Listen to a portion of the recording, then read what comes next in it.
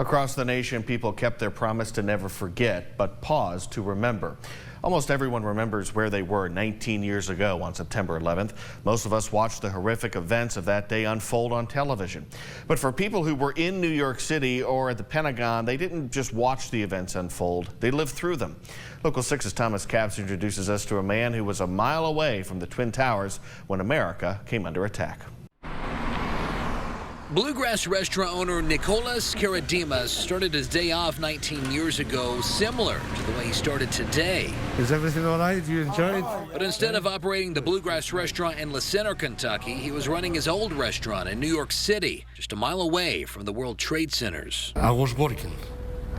It was, the store was full, people. But in the middle of serving customers, everything changed. As Matt just mentioned, we have a breaking news story to tell you about. Apparently, a plane has just crashed into the World Trade Center. We saw on TV special report, and they show something about the twins. After seeing the report on TV, Karadimas and his staff ran outside to see firsthand what was happening to the towers. And we'll look at this, and then we see the second plane coming.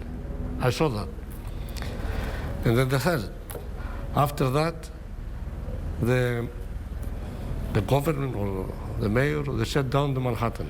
It was something unbelievable, something unbelievable. Karadimas wanted to do something to help and immediately spring into action to do what he does best, feed people. I donate about 2,000 meals to fire department and the police department for 3 days, more than 2,000 meals. After the dust settled and night fell, Karadimas says there was a somber silence that he'd never experienced before. It was very quiet, only EMS, police cars, and fire. That's it.